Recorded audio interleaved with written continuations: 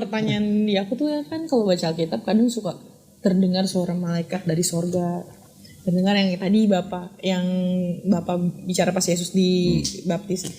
Pertanyaan aku itu suara itu beneran keluar nggak sih saat itu? Gitu. Kayak masa iya kayak ya maksudnya Tuhan langsung ngomong yang maksudnya tapi nggak bisa jelasin Tuhannya lagi mana.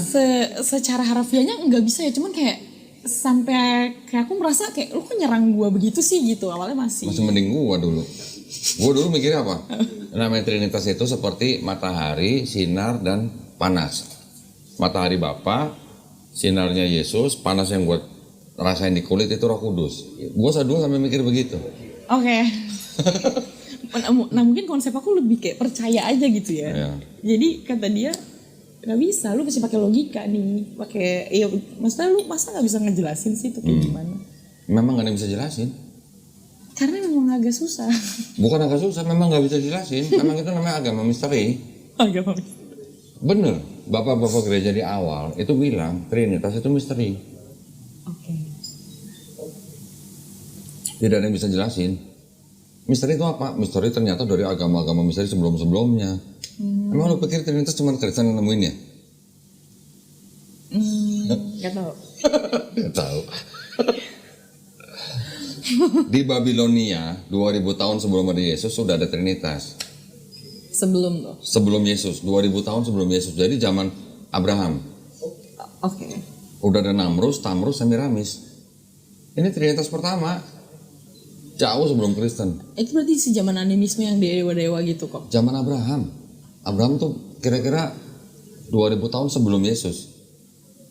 Sudah ada Trinitas. Di Mesir ribuan tahun juga sebelum Yesus sudah ada Trinitas juga. Siapa ininya? Osiris, Horus, Ra. Tapi sosok yang kayak Osiris, yang Ra itu tuh nyata atau kalau kayak Yesus kan digambarin kayak manusia. Anggap aja mitologi, nggak apa-apa, anggap aja mitologi. Ya, tapi kan konsepnya diambil sama Kristen. Konsepnya gitu. Ya. Trimurti pernah dengar? Trimurti sering dengar di Hindu kan? Iya. Nah iya. Kenapa 3? Kenapa Trimurti 3 ya kan? Kenapa di Mesir 3? Kenapa di Babilonia 3? Kenapa Kristen 3? Kok nggak ada yang 4? Kok nggak ada yang 5? Kok nggak ada yang 10? Kenapa berhenti di yang ketiga gitu? Pernah nggak mikir sampai situ? Kalau ada Bapa, ada Yesus, ada Roh Kudus, apa nggak mungkin ada Tuhan lain yang sedang ngintip dari planet lain gitu? Ini aja pemikiran liar ya. Tapi kan pemikiran itu boleh ditanyain gitu maksudnya. Dan ya wajar-wajar aja orang nanya begitu, kenapa berhenti di angka 3 gitu? Walaupun dianggap 1, tapi kenapa ada 3 pribadi? Kenapa nggak 5 pribadi? Kenapa nggak 10 pribadi? Kenapa nggak 100 pribadi gitu? Asalnya dari mana maksud gua? Jadi rupanya yang namanya 3 itu memang sudah menjadi pemikiran orang-orang zaman dulu yang berpikir dari dunia ini memang dibatasi dengan 3, awal, tengah, akhir. Oke. Pernah dengar Pitagoras? Iya. Nah, Pitagoras yang ngomong itu dipakai oleh Aristoteles, filsuf Yunani, menggunakan hukum alam semesta itu kami gunakan untuk menyembah dewa-dewa kami. Pakai itu cuma 3. Kristen awalnya cuma Bapa dan Yesus. Iya. Konsili Nisea tahun 325 baru Bapa dan Yesus. Yesus dianggap satu hakikat sama Bapa. Sudah ada Trinitas belum? Belum. Kapan Trinitasnya? 381. Beda berapa? 60 tahunan lebih lah. Oh bukan yang dia kita dibilang pas bangkit dia turun Roh Kudus itu enggak? Pentakosta. Iya yang hari Pentakosta itu. Itu bukan bukti Trinitas. Ini aja. Kita baca aja ya. Oke. Sebel banget. Ini kita bukti apa? Katolik. Bukti Katolik ya. Apa nih? Tidak untuk diperdagangkan. Pernah lihat nggak lu berarti? Ya nggak pernah orang tidak diperdagangkan kan? Okay. Dengan pengantar dan catatan lengkap 2009 oleh siapa nih? Katolik Indonesia, Direktorat Jenderal Bimbingan Masyarakat Katolik. Resmi nggak kira-kira? Kira-kira resmi nggak? Resmi. Resmi dong. Tunggu aku cek. Nah, jadi di sini ada ayat, tapi juga ada catatan kakinya. Ini ayat, ini catatan kaki. Ini contoh nih kejadian misalnya. Kejadian. Masih ingat dong ayatnya? Iya. Mulanya. Ini ayatnya cuma segini, ini catatan kakinya tuh. Kok banyak banget? Iya. Ya kayak tafsir gitu.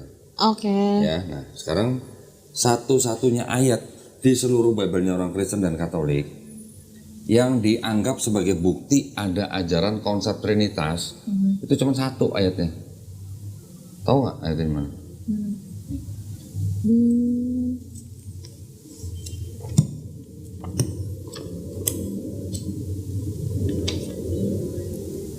Yohanes itu perjanjian baru ya? Perjanjian baru. Nih ayat 7 boleh dibaca. Sebab Di ada zoom dong, di zoom. sebab ada 3 yang memberi kesaksian di dalam Lu masa surga. nggak zoom sih ada orang baca Bapa, ayat Firman, ini? dan Roh Kudus. Terus? Dan ketiganya adalah satu. Dan ada 3 yang memberi kesaksian di bumi. Ya itu ayatnya. Kan ada 3 kan tadi kan, Bapa, Firman, dan Roh Kudus, dan ketiganya satu. Ya. Itu kan konsep Trinitas begitu. Iya, bilangnya Tuhan itu firman Allah Sekarang gua tanya. yang hidup itu. Sekarang gua tanya, sebagai orang Kristen gua tanya, Tuhan lu udah berapa? Satu. Orang Kristen bilangnya Tuhannya satu, Esa, ya. Tapi kan ada 3 pribadi tuh. Ada Bapa, Yesus, Roh Kudus. Ini kan pribadi. Jadi bukan 3 Tuhan, tapi satu Tuhan. Oke. Loh? Kalau dibilang ini satu Tuhan ya dari 3 pribadi ini, Yesus dibaptis nggak? Iya. Di mana? Di Sungai Yordan. Iya. Ketika dibaptis ada Roh Kudus Merpati. turun burung Iya. merpati. Ada suara nggak di langit? Ada inilah anakku yang kukasihi. Nah, itu masih hafal. Jadi ada suara di langit, ada Roh Kudus dalam bentuk burung merpati, ada Yesus di Sungai Yordan. Iya. Lu mau bilang 3 Tuhan apa satu Tuhan atau 3-3 nongol bareng? Kalau nggak nongol bareng, lu masih bisa muter-muter Tuhan satu, aku dan Bapa adalah satu ya. Yohanes 10:30. Nanti Roh Kudus itu yang apa segala macam lah dengan segala Iya benar. doktrin-doktrinnya. Tapi ketika 3-nya nongol bareng, lu mau bilang 3 apa 1? Itu bingung. Hah? Itu bingung. Nah, jadi nggak bisa dianggap remeh ya. Lu mau bilang satu, bukan 3 Tuhan tapi satu Tuhan. Tapi Tuhannya manifestasi dalam 3 pribadi, tapi tetap satu Tuhan. Bukan 3 Maha Kuasa tapi satu Maha Kuasa. Tapi nongol bareng. Kalau nongol bareng, apa kalau mau bilang Bapa mukanya kayak Yesus? Ya di kejadian sih bilangnya gitu ya, Tuhan menciptakan seturut gambarnya gitu. Serupa gambarnya. Jadi mukanya Bapak mukanya Yesus sama, yang seperti di foto-foto itu. Enggak sih. Kayak mungkin konsep itu aku mikirnya lebih kayak biar kita manusia mencintai diri kita sendiri nih, biar lebih memahami Tuhan. Iya gitu. Gue mau tanya jujur aja, gambaran Bapak di pikiran orang Kristen tuh seperti apa gambarannya? Ya kalau aku pribadi karena emang aku rindu sosok ayah kali ya. Ya. Jadi aku mikir ya ada Bapak di surga yang liatin aku, yang jagain aku nih. Seperti apa sosoknya kira-kira? Nggak tahu, abstrak. Hah? Abstrak. Ada yang gambarin Bapak tua, rambut panjang, putih semua, jenggot panjang, putih semua. Ada yang gambarin begitu. Itu gambaran orangnya. Kalau Yesus kan pemuda, tegap, ganteng, mata biru, hidung mancung, rambut gondrong, berewokan gitu kan. Iya. Tapi ini enggak sih. Kalau Roh Kudus gimana? Roh Kudus tuh lebih ke suara hati aja sih sebenarnya aku Suara mikirnya. hati. Nah itu tadi ada yang burung merpati kan. Kalau yang pas lagi Yesus dibaptis. Iya. Tapi biar bagaimanapun bayangan kita, bayangan manusia kita mencoba menggambarkan Tuhan seperti apa. Tapi ketika ada Yesus di Sungai Yordan, burung merpati sedang terbang turun ke atas Yesus, ada suara di atas langit. Ada 3 Tuhan apa 1 Tuhan gitu. Jujur aja gitu. Kalau dilihat secara mata telanjang begitu ya 3. 3. Secara akal manusia kita akan bilang 3 gitu kan. Tapi kan Kristen mendoktrinnya itu bukan 3 Tuhan, itu 1 Tuhan. Ada nanti orang-orang Kristen, kelompok lain, mereka menyebut diri kelompok mereka tuh Triteis. Mereka nggak malu-malu bilang Tuhan kami ada 3. Gitu. Ada yang begitu. Tapi tentu saja di kalangan Kristen yang mayoritas pasti dibilang sesat atau bidat. Gitu. Sekarang gini aja. Ini disebutkan tadi kan? Iya. Bapa, Firman, Roh Kudus dan ketiganya satu. Iya. Ini ada catatan kakinya nih, tolong bacain. Agak kenceng. di dalam sorga, di Sampai kata bumi. di bumi, terus Bagian ayat ini tidak terdapat dalam naskah-naskah Yunani yang paling tua dan tidak pula dalam terjemahan-terjemahan kuno, bahkan tidak dalam naskah-naskah paling baik dari Vulgata. terus Bagian ini kiranya aslinya sebuah catatan di pinggir halaman salah satu naskah terjemahan Latin yang kemudian disisipkan ke dalam naskah-naskah oleh penyalin dan akhirnya bahkan disisipkan ke dalam beberapa naskah Yunani. Karenanya bagian ini pasti tidak asli. pasti tidak asli. Tidak asli itu apa kata lainnya? Palsu. Nah kan lu yang ngomong palsu bukan gua. Imitasi. Yang ngomong Bible bukan gua loh. Pasti tidak asli. Oh. Pakai pasti lu. Sampai Tapi batuk. kadang tuh yang jadi pertanyaan di aku tuh ya kan kalau baca Alkitab kadang suka terdengar suara malaikat dari sorga. Terdengar yang tadi Bapak bicara pas Yesus dibaptis. Pertanyaan aku itu suara itu beneran keluar nggak sih saat itu gitu? Kayak masa iya kayak ya maksudnya Tuhan langsung ngomong yang maksudnya Tuhan yang Maha Kuasa itu bicara seperti itu gitu. Gini. Dan itu kedengaran sama manusia pada saat itu kan Yohanes manusia lah itu. Ya, gini, kalau yang namanya di dalam kekristenan itu ada istilah yang namanya teofani, pernah dengar nggak? Enggak. Atau ada susah amat sih. Antromorfilia. Antromorfisisme ya, apa belah. Jadi kejadian ilahi, contoh seperti malaikat turun menemui utusannya. Ya. Atau malaikat menemui misalnya Abraham atau Zakaria. Kejadian itu kan disebut dengan kejadian ilahi, itu disebut dengan teofani. Itu ya boleh dikatakan gini. Kita kan tidak bisa menggambarkan wujud Tuhan Yang Maha Esa itu seperti apa, ya kan? Iya. Ya. Dan kalau menurut Ria, Tuhan Yang Maha Esa itu segede apa sih? Besar banget. Segede apa kira-kira? Kalau gedenya siapa aku nggak bisa Nggak bisa ngebayangin. gambarkan. Oke. Ada ayat di dalam Bible juga, ini di Perjanjian Lama ya, yang mengatakan bahwa langit yang meliputi segala langit itu tidak dapat memuat engkau, tidak dapat memuat Tuhan gitu. Jadi ada langit yang meliputi segala langit, berarti langitnya ada berapa? Banyak. Lebih dari satu ya. Iya. Nah, di Islam kita memahami ada 7 langit. Oke. Di Yahudi juga mungkin memahami juga 7 langit. Tetapi ketika Tuhan yang maha besar ini, kita kan bilangnya kan Allahu Akbar. Kristen memahami, kalau ditanya Tuhan maha besar nggak, lo akan bilang iya, Iya. ya kan? Tetapi besarnya seperti apa kan lo juga nggak tahu. Kita juga nggak tahu besarnya seperti apa. Tapi Tuhan yang maha besar ini, apakah dia tidak punya kuasa untuk berbicara dengan makhluknya manusia? Punya dong, kuasa dong. Pasti. Apakah dia punya mulut?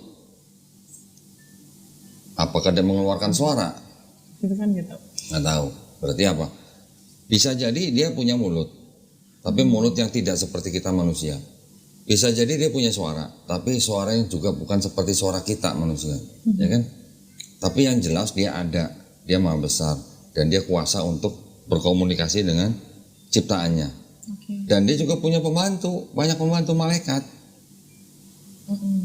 Ngapain juga dia susah-susah turun ke bumi segede gitu. Langit yang meliputi segala langit aja tidak bisa memuat dia.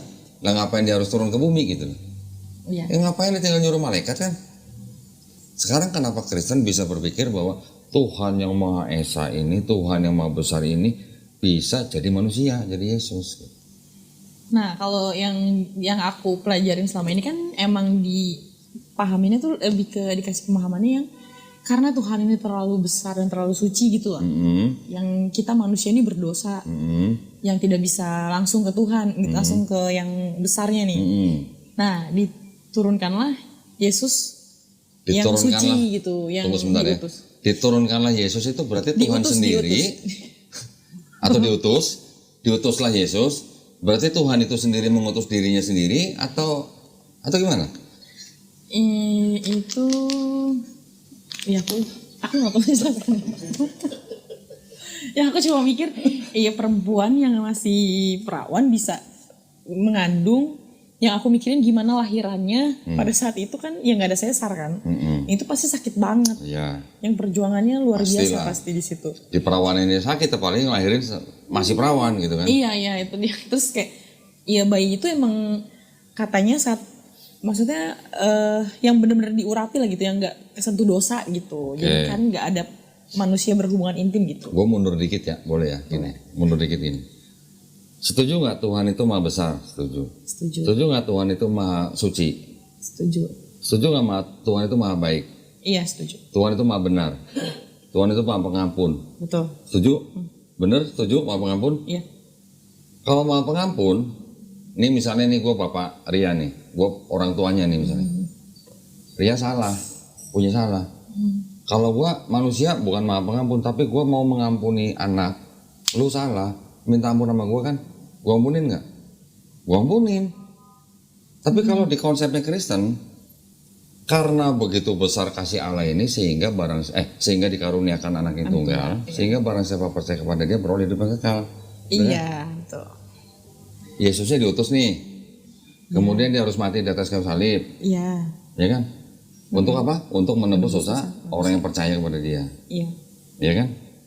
Berarti kalau begitu contoh misalnya, gue punya toko permen misalnya, Oke. Ria datang ke toko gue nih, lu nyolong permen, lu makan, gue nggak tahu, besok kalau datang, oh Dondi, saya kemarin nyolong permen, saya ngaku dosa, saya minta tolong diampunin gitu. Gue bilang begini, boleh lu gue ampunin, tapi lu bunuh dulu anak gue. Begitu nggak konsep Kristen? Ada Yesus yang harus matiin di atas kayu salib untuk menebus dosa manusia yang sudah tidak bisa bersatu lagi dengan Tuhan. Tapi kalau kayak gitu lebih kan, kalau yang kau Doni tadi gambarin itu lebih karena kesadaran manusianya yang dia itu punya dosa. Tapi kalau ini kan enggak. Ya udah sama aja. Sekarang gue balik deh. Gue tahu nih lu nyolong permen. Lu kemarin nyolong permen ya? Iya, lu ngaku dosa. Nah, untuk gua ampunin, lu harus bunuh anak gua dulu gitu. Enggak? Yesusnya harus mati nggak? Iya. Kalau nggak mati, ada nggak Kristen? Kepercayaan Kristen? Nggak ada kayaknya. Nggak ada. Iya kan gitu. Sekarang sebagai orang Kristen, Ria sebagai orang Kristen kan taunya bahwa dosa gua udah ditebus sama Yesus karena dia udah mati di atas kayu salib. Iya. Betul kan?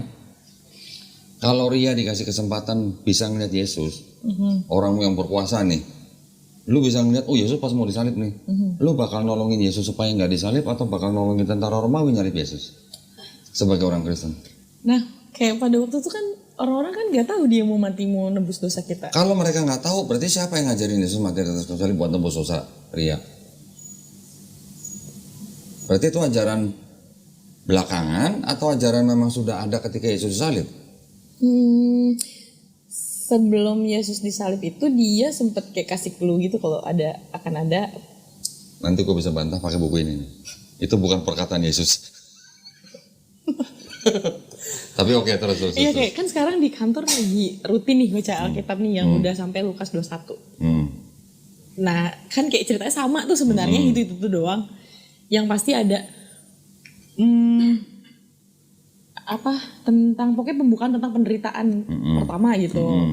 Yang Yesus udah kasih clue-clue sebenarnya. Kayak gitu yang dia udah kasih tau lah ke si murid-muridnya ini.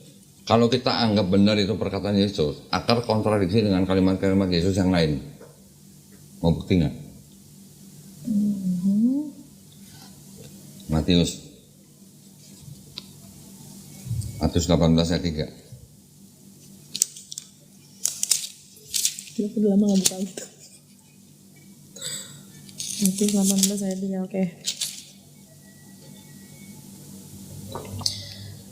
Lalu aku berkata kepadamu, sesungguhnya jika kamu tidak bertobat dan menjadi seperti anak kecil ini, kamu tidak akan masuk ke dalam kerajaan sorga. Kalau dianggap tadi Yesus kasih clue itu benar-benar perkataan Yesus, tabrakan nggak sama ini?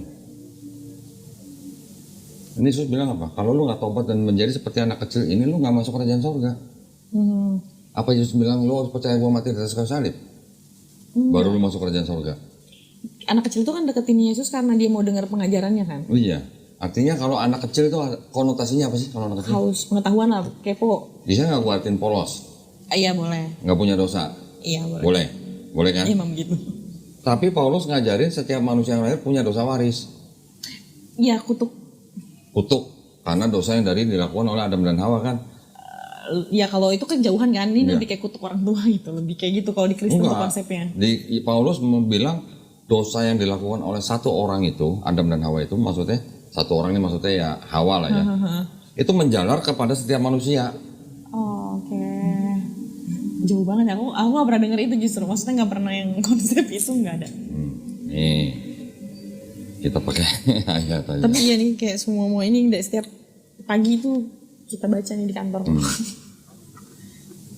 Jangan baru aja ya, biar tahu nih apa namanya, ajaran siapa gitu.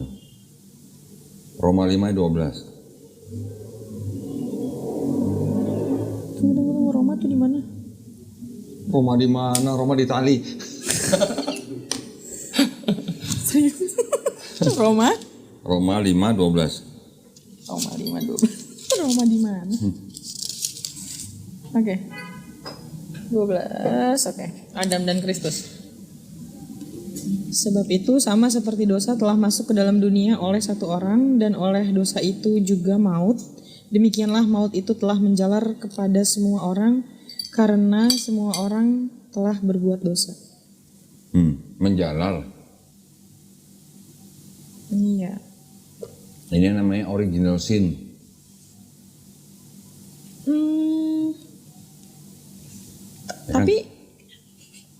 Tapi maksudnya bukannya kayak ya ayat-ayat bawahnya kan bukannya menerangkan kayak setelah ada Musa datang malah mereka Iya. ini tahirkan gitu. Iya, ya kalau dengan segala macam kisahnya bangsa Israel, ibaratnya gara-gara dosanya Adam dan Hawa ini, maka setiap manusia ini sudah berdosa. Jadi sudah tidak bisa bersatu dengan Tuhan lagi.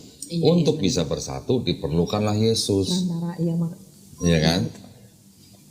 benar-benar. Benar kan? Makanya gambarnya cross tuh dulu di filosofiin seperti itu. Ya, dulu gua di SMA diajarinnya begini. Ini ada manusia di pinggir jurang. Iya. Ini ada jurang, ini Tuhan. Karena sudah ada jurang, makanya manusia tidak bisa kembali kepada Tuhan, makanya harus ada jembatan Yesus. Oh, kalau ini sih lebih kayak ya karena garisnya begitu, ya ini kan menggambarkan hubungan kita sama sama manusia ya. Kalau yang ke atas ya karena ya ini biar ada perantaranya naik ke atas itu. Oh ya, ya mungkin konsepnya mirip-mirip, tapi ibaratnya kalau tidak ada Yesus, manusia tidak bisa kembali bersatu dengan Tuhan. Tidak bisa masuk dalam kerajaan surga. Tapi Yesus bilangnya apa? Kalau lu nggak bertobat dan menjadi seperti anak kecil ini, lu nggak masuk kerajaan surga. Iya. Sama nggak konsepnya dengan Paulus? Enggak, beda. Tapi kenapa bisa itu beranggapan kayak dosanya Adam itu ke kita gitu? Ya itu Paulus, bukan Yesus yang ngomong. Yesus nggak pernah ngajarin begitu. Di Yahudi ya atau Israel, buka Yesaya. Yesaya pasal 1. Oh, Yesaya di mana ya? Ya, Yesaya di mana? Yesaya pasal 1. Sabar ya. Yesaya itu perjanjian lama ya? Iya. Sabar. Ya ampun aku nyari lama banget. Oh ini dia. Ya, depannya Yes gitu. Yesaya Pasal 1 Oke. ayat 16. Oke. Yang merah tuh, bacain tuh. Ini judulnya dulu nih. Judulnya apa? Bertobat lebih baik dari mempersembahkan korban. Baru baca yang merah nih, biar nggak kelamaan. Basuhlah, bersihkanlah dirimu, jauhkanlah perbuatan-perbuatanmu yang jahat dari depan mataku. Berhentilah berbuat jahat, belajarlah berbuat baik. Usahakanlah keadilan, kendalikanlah orang kejam, belalah hak anak-anak yatim, perjuangkanlah perkara janda-janda, marilah baiklah kita berperkara. Firman Tuhan, sekalipun dosamu merah seperti kirmizi akan menjadi putih seperti salju. Sekalipun berwarna merah seperti kain kesumba akan menjadi putih seperti bulu domba. Artinya bertobat lebih baik daripada mempersembahkan hewan kurban. Iya. Jadi kalau basuhlah itu apa sih? Kalau di Islam itu ada wudhu. Musa juga mau masuk kemah perjanjian juga wudhu. Jauhkanlah perbuatan jahatmu. Kan suruh bertobat berarti kan? Berhentilah berbuat jahat, kendalikan orang kejam, belajarlah berbuat baik, bela anak-anak yatim, memperjuangkan perkara janda-janda. Itu semua mirip dengan Islam. Kita untuk masuk ke surga itu kita hanya perlu bertobat berhenti berbuat jahat yang sudah pernah kita lakukan, menyesalinya dan tidak berbuat lagi gitu. Insya Allah, kita bilangin insya Allah masuk surga gitu kan. Itu juga sama, walaupun dosamu merah seperti kirmizi akan menjadi putih seperti salju, ataupun merah seperti kain kesumba akan putih seperti bulu domba. Artinya kalau begitu harus ada yang mati di atas kayu salib nggak untuk nebus dosa kita? Kita cuma perlu bertobat, kan di situ gitu pesannya. Ingat nggak kisahnya Nabi Yunus? Iya. Disuruh ke Niniwe kan? Iya. Bangsa Niniwe diampunin nggak dosanya setelah datang Nabi Yunus diperingatin? Bertobat mereka, diselamatkan. Iya, karena mereka menyembah Allah. Perlu nggak ada yang harus mati di atas kayu salib buat bangsa Niniwe? Kan nggak, waktu itu nggak ya. Memang Yesus belum lahir gitu. Tetapi kenapa tiba-tiba setelah di perjanjian baru ada sudah 4 gospel juga, baru ada ajaran. Kalau lu nggak percaya Yesus yang udah mati di atas kayu salib itu untuk menebus dosa lu nggak akan selamat. Nah itu kayak jomplang banget sih. Nah, satu ya, kedua, buka Yeskiel 18:20.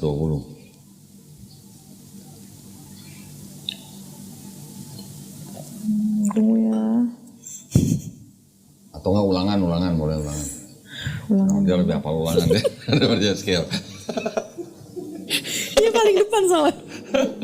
Ulangan. 24 ya kalau nggak salah ya. Gila kok sampai hafal. 16. Oke. Nah itu yang merah kali itu. Iya. Apa Iya. katanya? Janganlah ayah dihukum mati karena anaknya. Janganlah juga anak dihukum mati karena ayahnya. Setiap orang harus dihukum mati karena dosanya sendiri. Gimana? Coba. Berarti kan tidak ada orang yang perlu menebus dosa orang lain. Iya. Ya kita adu aja ayatnya. Kita adu aja antara perjanjian lama, antara ajaran Yesus sama antara ajaran Paulus. Apakah ajaran Yesus sama dengan perjanjian lama atau tidak? Apakah ajaran Yesus sama dengan ajaran Paulus atau tidak? Kan gitu harusnya. Nah, tapi kan kayak orang-orang Kristen ini mempercayai kayak, iya ini zaman Taurat masih banyak orang berbuat dosa nih. Oke. Yang Terus? Akhirnya diperbaharui di perjanjian baru yang datang penyelamat. Oke, Gitu. sekarang buka bilangan 23:19. Bilangan? 23 19. Iya. Allah bukanlah manusia sehingga ia berdusta. Bukan anak manusia sehingga ia menyesal. Masakan ia berfirman dan tidak melakukannya, atau berbicara dan tidak menepatinya? Jadi, hah? Berarti Yesus tidak menepati kata-kata dia, atau Tuhan yang Enggak, di situ tulisannya apa? Tuhan bukan Allah bukanlah manusia. manusia. Sebenarnya Tuhan yang pas ya. Allah tuh terjemahannya salah. Tuhan bukan manusia. Tuhan bukan anak manusia. Iya. Oke? Kayak iya kemarin aku nyari di Google. Aku kan karena nonton yang podcast Koko tuh awalnya kayak masa sih gitu. Kayak aku selama ini kan kayak nyari tahu, cuma kan anak-anak pada begajulan ya. Yang aku kayak apaan sih lu gitu. Yang emang dulu juga aku muslim, cuman ya keluarga aku pun kayak ya masih setengah lah, nggak sampai sedalam kayak begini kan. Terus jadi aku kayak pas ngeliat podcast Koko, aku pengen coba dijelasin sama dia yang kayaknya bagus, harusnya bisa enjoy ngejelasinnya juga santai. Ya sudah, karena kan kita santai ya. Orang Yahudi atau orang Israel nggak ada yang percaya Tuhan itu bisa jadi manusia karena ada ayat ini. Tapi kok kayak misalnya dibantah yang apa namanya ya, kita kan sekarang lebih berpedoman ke perjanjian baru yang emang ayat andalan mereka kan tidak ada satu orang pun bisa melalui Allah Bapa. Akulah jalan kebenaran dan hidup gitu. Nanti ya, itu nanti ya. Ini dulu basic itu di sini. Oke. Kalau di perjanjian lama mengatakan bahwa Tuhan bukan manusia dan Tuhan bukan anak manusia, nanti kalau mau dibantah oleh perjanjian baru, gue punya jawabannya, gue punya alasannya. Nanti. Tapi pertama-tama kita harus setuju dulu bahwa di perjanjian lama basicnya Tuhan itu bukan manusia, Tuhan itu bukan anak manusia. Oke? Ada lagi nanti di Keluaran 33:20.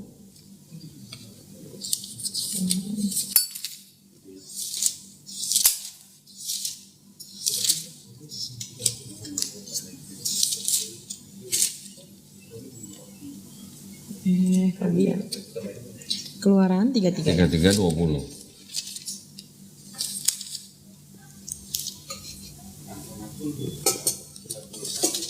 Oke. Ayat 20 kok. Iya. Musa meminta penyertaan Tuhan di gurun.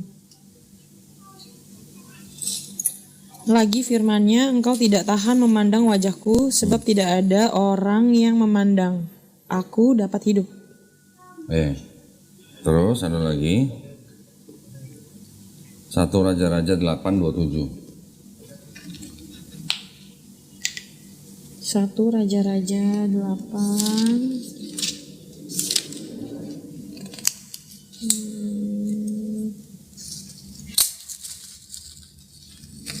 Ayat 27. Tetapi benarkah Allah hendak diam di atas bumi? Sesungguhnya langit, bahkan langit yang mengatasi segala langit pun tidak dapat memuat engkau. Terlebih lagi rumah yang kudirikan ini. Jelas nggak kira-kira? Oke. Jelas nggak kira-kira? Terlalu besar maksudnya. Mungkin nggak Tuhan diam di bumi gitu? Yang ada bumi dihancurin gitu. Nah, berarti kalau Tuhan sampai diam di bumi berarti buminya hancur gitu.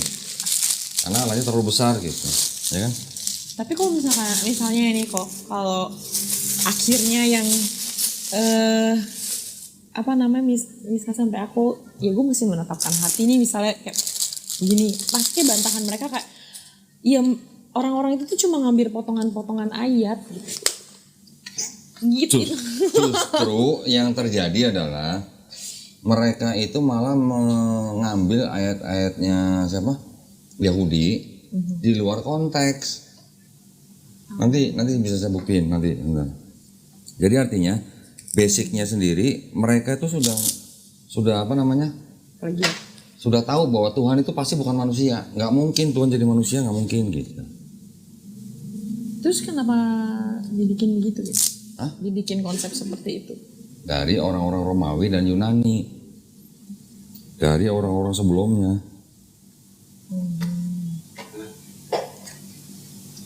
Nanti itu sih nanti lah. Ya udah. Tapi kita mau bandingin dulu antara perjanjian lama dan perjanjian baru gitu. Oke.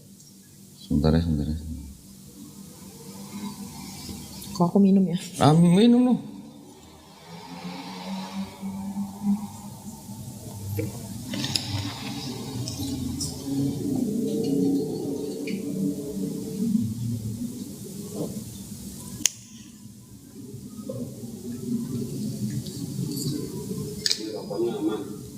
Oke. Ini apa rokok dari profesor?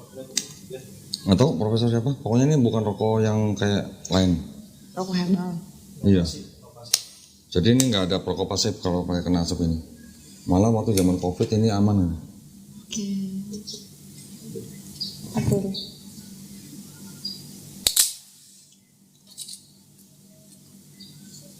Tadi udah ya?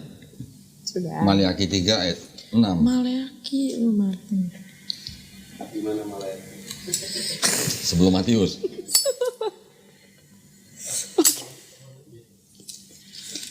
Oke. Maliaki 3 ayat 6. 3 ayat 6. Bahwasanya aku Tuhan tidak berubah dan kamu Bani Yakub tidak akan lenyap. Tidak apa? Tidak berubah. Tidak berubah. Gimana? Tuhan bukan manusia, Tuhan bukan anak manusia, Tuhan tidak berubah. Kalau tiba-tiba Tuhan jadi Yesus, berarti Tuhannya pelin-pelan atau gimana? Kan dia mengutus, bukan dia menjelma jadi Yesus itu. Mengutus, berarti ada berapa Tuhannya? Ada. Lu mau pakai sebutan mengutus, kita akan nanya ada berapa Tuhannya? Apakah mengutus diri sendiri? Iya. Kalau mengutus diri sendiri berarti menjelma. Gitu. Nah ya kan emang dibilangnya kan gitu kan, dibilangnya emang Tuhan mengutus anaknya yang tunggal, mengorbankan anaknya yang tunggal. Berarti ada berapa Tuhannya? Nih ya, secara ini kok aku kadang tuh suka mikir yang kok dia malah balik ke zaman yang Iya, makan. siapa? Ishak ya yang mau dikorbanin gitu. Ishak, Ya siapa? Ismail. Ismail. Kok malah balik ke zaman itu gitu? Maksudnya balik ke zaman Kan itu gimana? itu kan dia mau disembelih buat persembahan, korban persembahan kan Iya. sebenarnya. Nah kayak awalnya dulu aku mikir kayak gitu pas saat lagi ditanyain sama temanku kan, sampai akhirnya dia bilang, si temanku ini ngomong nggak gitu konsepnya gitu, lebih kayak kan dia suci nih, nggak melalui hubungan dosa katanya. Yesusnya maksudnya. Si Maryamnya, nah ini anak kudus nih gitu. Terus? Jadi terus aku juga penasaran yang kenapa dia nggak diperlakukan seperti Nabi Muhammad aja gitu, yang membawa pengajaran, kenapa harus disembah sebagai Tuhan gitu. Oke. Sebelum jauh ke situ ya, Yesus di Bible sendiri ngakunya Tuhan apa Nabi? Dia Menurut Ria. utusan sih, Ya, karena utusan. ada beberapa kata, pokoknya ada beberapa kata yang utusan tuh yang aku baca di 4 gospel itu. Ya, Yesus ngaku utusan. Utusan itu apa? Kalau utusan tadi kita berputar-putar tadi. Jadi kalau dibilang Yesus diutus Bapa, kita akan nanya ada berapa Tuhan? Nanti orang kesana akan bilang enggak, itu Tuhan sendiri yang turun. Berarti menjelma dong. Jadi mau menjelma perlu diutus nih, gitu. Jadi kalau kata utusan memang itu nanti debatable, tapi itu nanti. Tapi sekarang Yesus sendiri itu ngaku nabi atau ngaku Tuhan? Padahal utusan itu juga bisa disebut sebagai nabi. Iya. Ya, kalau mau pakai kata utusan itu nanti bisa debatable kemana-mana. Tapi kalau kita stick ke kata nabinya aja deh. Kalau nabi mungkin Tuhan nggak gitu? Nggak. Sekarang Yesus ngakunya nabi apa Tuhan? Nabi. Taunya dari mana? Karena ada beberapa kata-kata dia di situ. Iya, Matius 13:57 coba buka. Matius 13 ayat Ini jelas gitu. 27. Oke. Maka datanglah hamba-hamba Tuan ladang itu kepadanya dan berkata, Tuan, bukankah benih baik yang Tuan taburkan di ladang Tuan? Dari manakah lalang itu? Terus? Matius 13:57, benar? Oh 57. Lalu mereka kecewa dan menolak dia. Maka Yesus berkata kepada mereka, seorang nabi dihormati di mana-mana kecuali di tempat asalnya sendiri dan di rumahnya. Nah ya ini yang aku juga jadi pertanyaan gitu ya. Nah, itu Yesus ngakunya nabi. Kenapa dituhanin gitu? Itu akan tahu. Kan tadi udah gua tanya, bisa nggak nabi jadi Tuhan atau Tuhan jadi nabi? Enggak. Kalau Kristen bilang bisa. Lu mau nabi kayak mau Tuhan kayak mau guru kayak tetap aja bisa Tuhan gitu. Jadi Yesus tuh borongan gitu. Guru iya, nabi juga, junjungan juga, Tuhan juga gitu. Gembala juga, semuanya diborong gitu. Kalau di Kristen. Dia aku kasih ayat domba yang hilang. Oh, dianggap domba. Domba yang bentar. Ya, itu baru basic semuanya loh. Basic semuanya. Tuhan bukan manusia, Tuhan bukan anak manusia. Di Islam, di Quran kan kita mungkin dulu juga sering baca kali. Coba Qul huwallahu ahad, Ya. Allahu somad. Terus apa? Lam yalid walam yulad. Apa lam yalid walam yulad? Tidak diperanakan, tidak memperanakan. Tidak beranak dan tidak diperanakan. Nah, kan sama berarti sama Tuhan bukan manusia kan? Sama Tuhan bukan anak manusia kan? Iya. Kok tiba-tiba bisa jadi manusia Yesus gitu? Ajaran siapa? Itu yang berbeda.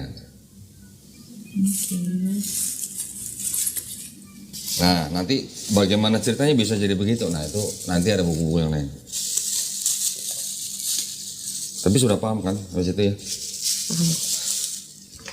Kayak aku bilang sama dia kayak, ya dia nanya, lu dulu pas muslim lu baca Quran gak sampai kelar? Enggak. Tarik nafas. Ya nggak apa-apa. Sekarang gini aja. Sekarang sebagai orang Kristen, tadi kan saya tanya, kalau bisa ngeliat Yesus, lu mau nolong Yesus supaya nggak disalib atau mau nolong tentara Romawi nyalib Yesus? Kalau logikanya sih aku biarinin aja dia mati. Mati. Karena dia mau nembus dosa aku tadi. Iya. Tega bener lu ya. Berarti lu gak cinta Yesus ya? Iya.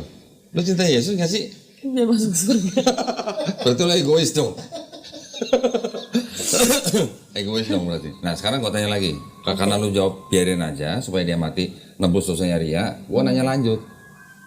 Kalau gitu yang nyalip Yesus siapa?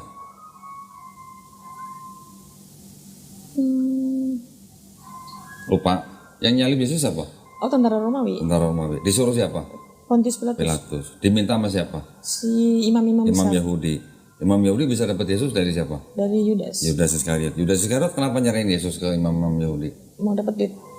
Dapat duit 30 keping perak. Tapi sebelumnya ketika perjamuan kudus dia dibisiki iblis. Ada ayatnya tuh. Pertanyaan gue, iblis, Yudas, imam Yahudi, Pontius Pilatus sama tentara Romawi. Itu berjasa apa berdosa buat lu? Lebih ke berjasa kan? Nah, Iya. kalau berjasa masuk surga masuk neraka?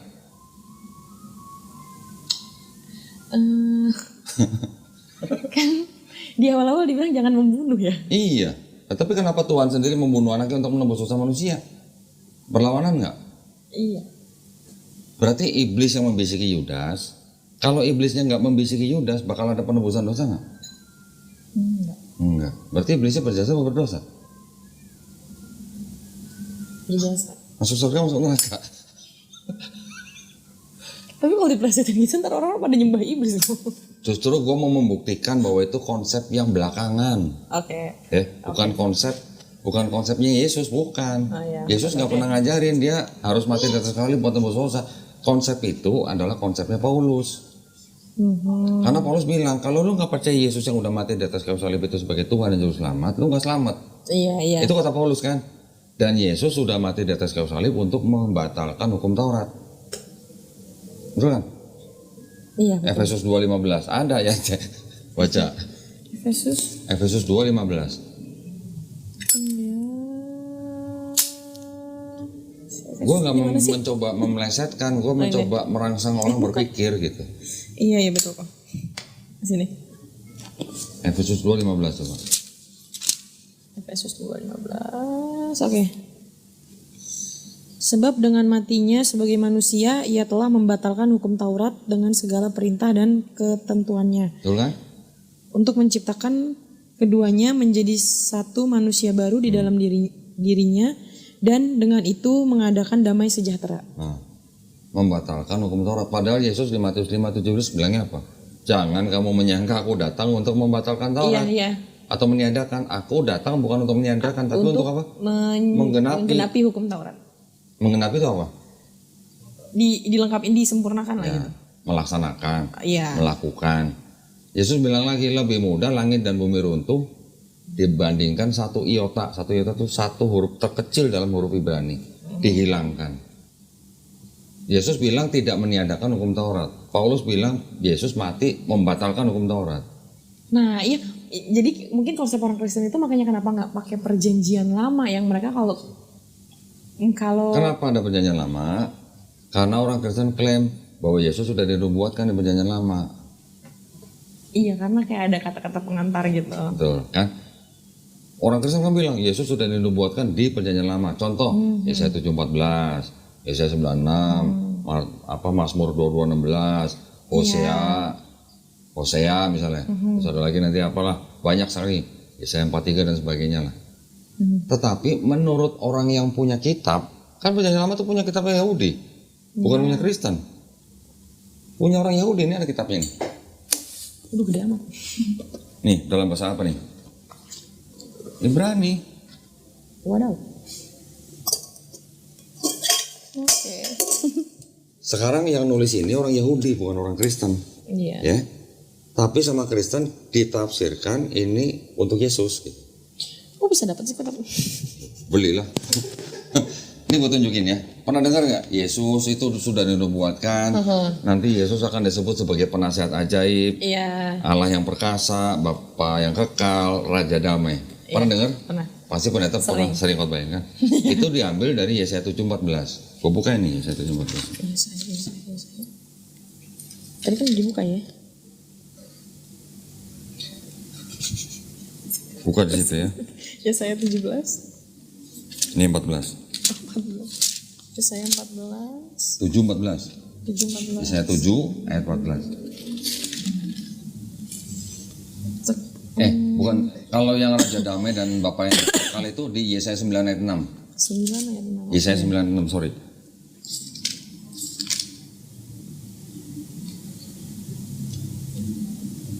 Oke, besar kekuasaannya dan damai sejahtera tidak akan berkesudahan di atas tahta Daud dan di dalam Ayat 5-nya kerajaannya. berarti, sorry. Di sini 5.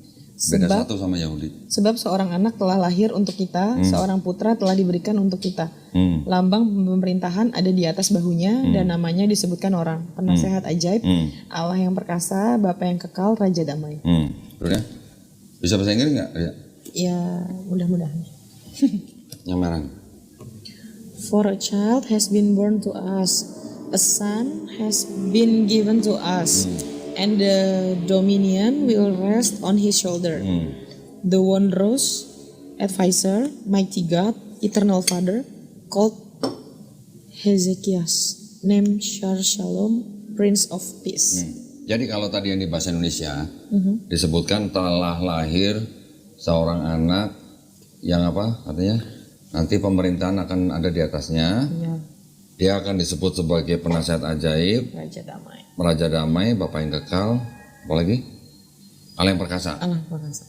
Di sini terjemahannya, coba dengan kemampuan bahasa Inggrisnya Ria, coba terjemahin. Sama nggak terjemahin dengan ini?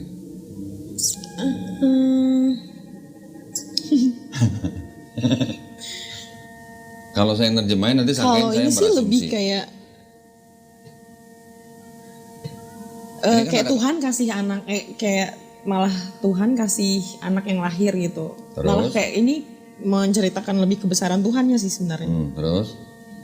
Karena kayak dia, Tapi yang jadi permasalahan begini, yang disebut dengan Wondrous Advisor, Almighty God, Eternal Father, itu siapa? iya ya. Dan ada kata-kata called. Nah ini yang aku nggak tahu. Jadi ada 3 nama menyebut satu nama gitu. Yang disebut Hezekia gitu. Oke. Jadi yang disebut dengan Wondrous Advisor, Almighty God, Eternal Father, ini siapa? Ini adalah Tuhan yang Maha Esa. Iya. Menyebut Hezekia sebagai Shalom atau Raja Damai. Tapi kalau yang bahasa Indonesia, anak itu akan dikasih nama Raja Damai, Penasehat Ajaib, Allah Perkasa, Bapa yang Kekal. Oke, jadi Beda. sebenarnya salah orang gitu. Beda subjek gitu. Iya oke. Jadi kalau menurut orang Yahudi, ayat itu mengatakan bahwa, nih buat terjemahnya, karena telah lahir seorang anak untuk kita, seorang putra telah diberikan kepada kita, yang mana pemerintahannya akan diberikan di atas bahunya. Penasehat ajaib, Tuhan yang Maha Kuasa, Mighty God, Tuhan yang Maha Kuasa, Eternal Father, Tuhan yang Maha Kuasa, menyebut Hezekia, menyebut nama Hezekia dengan Shalom atau Prince of Peace. Artinya Hezekia ini adalah raja bangsa Israel Ada zaman yang disebut Raja Damai. Kenapa? Karena pada zaman dia bangsa Israel nggak perang, damai gitu. Menang perang atau damai lah pokoknya, Raja Damai gitu. Jadi Raja Damai di sini bukan untuk Yesus tapi untuk Raja Hezekia. Sama orang Kristen dirubah terjemahannya menjadi seolah-olah akan ada anak yang disebut Bapa yang kekal, Allah yang perkasa, Penasehat ajaib. Iya. Kayak udah diramalkan gitu. Iya. Nah ini punya siapa? Ini punya orang Yahudi. Oke. Nih ya, ada catatan kaki di bawah nih. This wonders apa? This wondrous salvation took place in the days of the child of Ahaz, the righteous King Hezekiah, whom God, the wondrous advisor, mighty God, eternal. Jadi kalau kita mau baca sebuah ayat kan kita harus tahu konteksnya ngomongin apa nih gitu. Iya. Iya kan? Baca aja dari ayat-ayat sebelumnya. Ini ayat lagi ngomongin apa? Kehebatan Raja Hezekia menjadi raja bangsa Israel yang membawa kedamaian buat bangsa Israel. Nggak ada urusannya sama anak yang akan lahir 700 tahun kemudian gitu. Oke. Iya mereka kayak di gereja suka dibilang kayak ini tuh udah Nubuatkan. dibuatkan ya bahasanya. Tapi nubuatnya itu nubuat yang memelintir tafsiran kitab orang dengan kacamata Kristen gitu. Pakai Pakai kacamata Kristen. Oke. Buka lagi ya 7:14. Nanti ada lagi. Yes, ayat 7:14.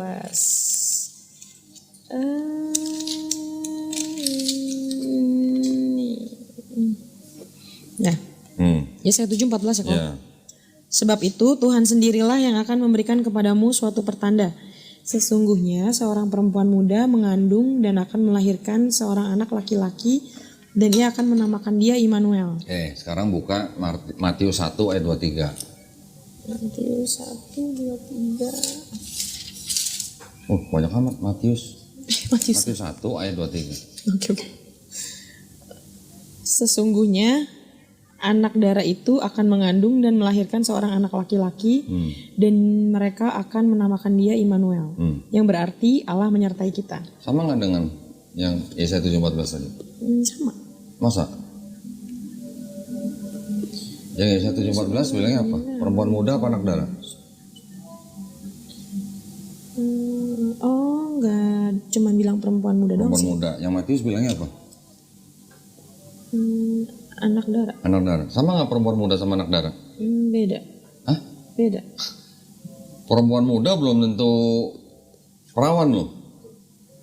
Iya kan? Anak darah kan perawan kan maksudnya? Iya. Iya, anak darah itu perawan. Perawan ada nggak perawan tua? Ada juga. Ada juga. Berarti kalau perempuan muda pasti perawan bukan? Enggak juga. Belum tentu. Gitu. Jadi sebenarnya yang di sini, yang di Yesaya 7:14 ini yang disebut dengan perempuan muda ini adalah istrinya Nabi Yesaya sendiri. Oke. Yang akan melahirkan anaknya di Yesaya 8 ayat 3.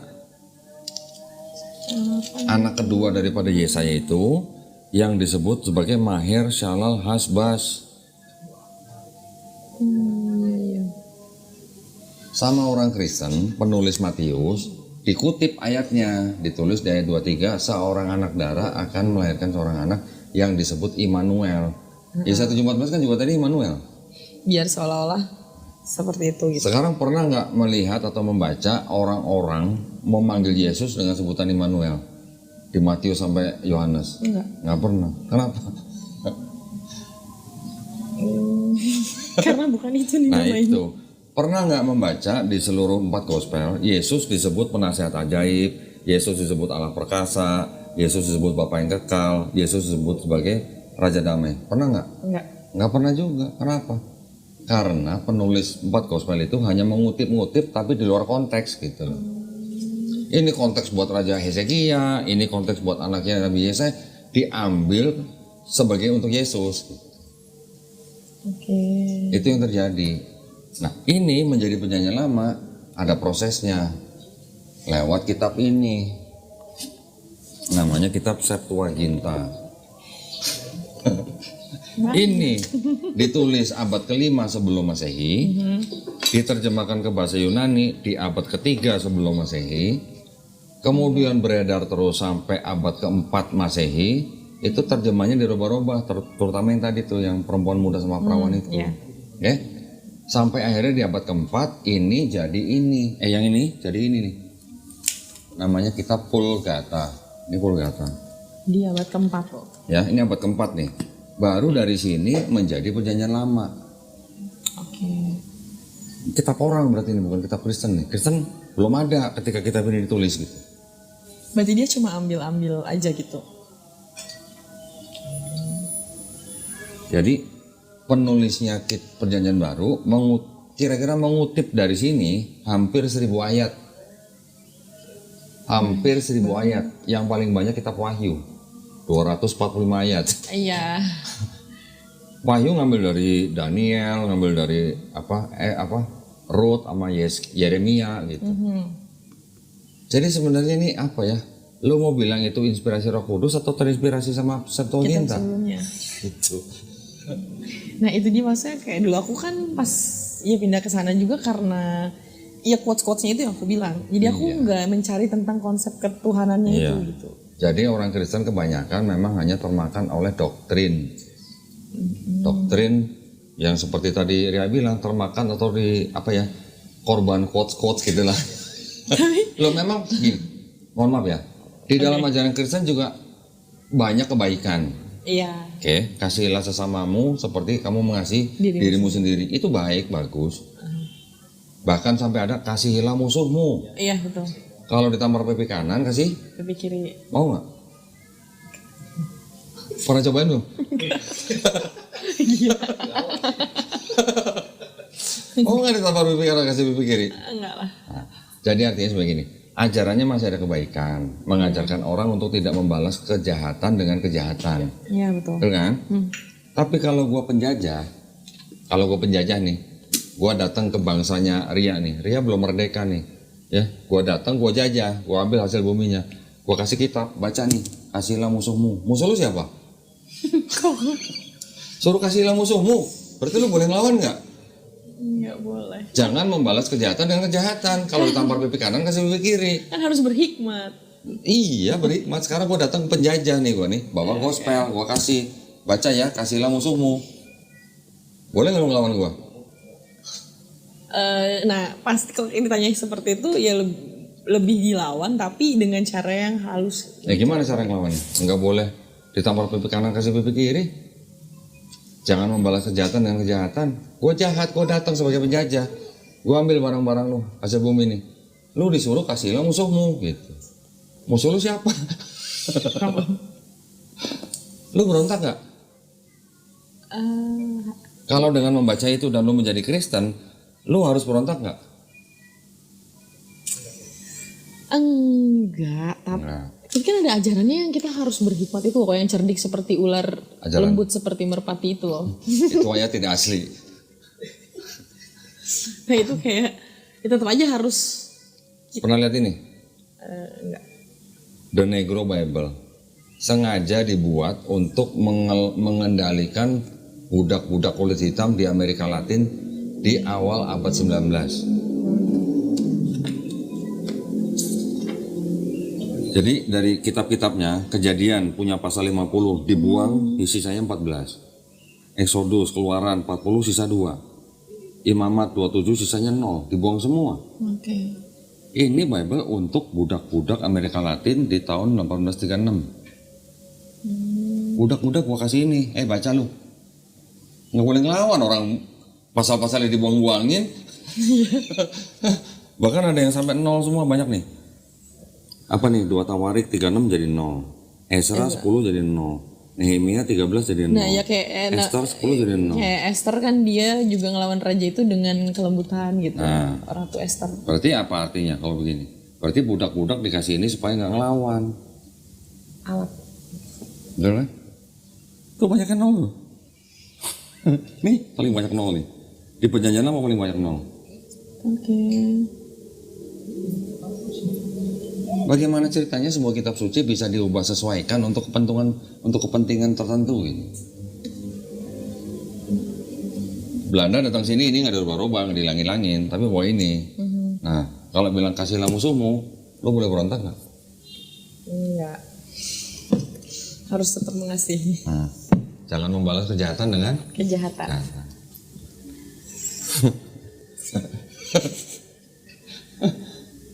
Pusing saya. Latihan dulu lah, tampar pipi kanan kasih pipi kiri lah. Jangan dong. Jangan. Kenapa jangan? Sakit ya pedes. Pedes. Berapa orang Kristen datang sini gua tanya, lu bisa nggak mempraktekkan tampar pipi kanan kasih pipi kiri? Enggak lo, gua tonjok kata gitu. Kenapa lu tonjok? Kan itu ajaran kitab Kristen. Nah berarti Kristen tidak menjalankan Bible-nya sendiri dong kalau gitu. Ada nggak di pengadilan Iya. konsep kalau ditampar pipi kanan kasih pipi kiri, ada nggak pengadilan? Enggak. Nggak ada. Sebenarnya kayak mengampuninya kayak gitu-gitu loh. Oke, berarti kan Kristen hanya untuk urusan pribadi. Ketenangan diri gitu. Iya, untuk urusan pribadi. Berarti kalau rumah lu dirampok, gimana? Tenang gitu. Kasih semua ambil gitu. Gimana? Atau Itu gimana? kayak orang udah sakit deh kayaknya. Lah kan kasihlah musuhmu. Udah saya nggak punya apa-apa ambil. Gimana dong? Anak lo diculik misalnya, Jangan lo dong. dijadiin korban apalah, Ya kan ada kan yang mafia kan. Ah. Gimana lu mau kasih? Jangan membalas kejahatan dengan bukan berarti kalau kita diperkosa kita balas perkosa, bukan. Enggak dong kok. Lain dong. Tapi kalau di Islam kita diajarinnya begini, kalau lu dizolimin orang, lu boleh balas yang setimpal. Itu boleh balas yang setimpal. Tapi bukan berarti kita sendiri yang membalas, kita bisa memakai alat hukum. Ya, jadi di pengadilan, di negara-negara bahkan negara yang mayoritas Kristen pun, sistem Islam itu kepake. Teman, karena sering lihat teman sholat, sering lihat teman Saya ngaji. pergi dari rumah, saya udah bulatkan hati untuk masuk ke